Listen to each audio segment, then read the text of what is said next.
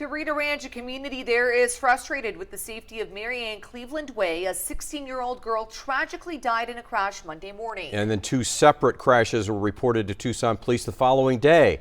9 on your side's Raina Preciado tells us how some community members believe change is long overdue. Robert Nemitz is a member of the community now mourning the loss of a 16-year-old girl who died in a collision on Marianne Cleveland Monday morning. It could have been my daughter on the road that day. He's lived here for 10 years and he's frustrated with the city for not addressing his concerns. We've seen so many accidents on the road.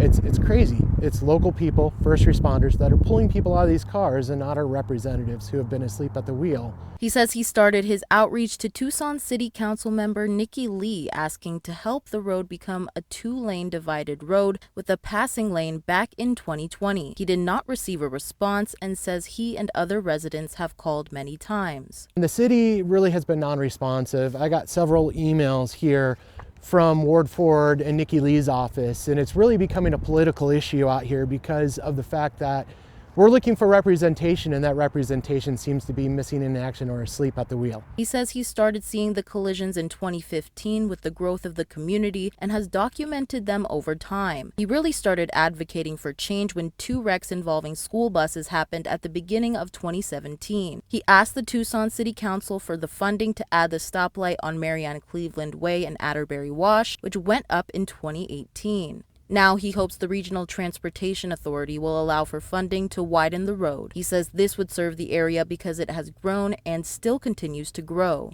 The RTA has had this project on their list for 2023. They opted to instead pick less projects that have less community need than this road. So we're hoping to change that with the RTA so that way instead of taking on those projects, they take on this immediate community need now. In the meantime, TPD is monitoring speeds and the amount of traffic passing through. They will also have more officers watching the road. Our motorcycle officers will be conducting traffic enforcement and education in that area on Houghton, in between Marianne Cleveland and Old Vale, up all the way north to Valencia.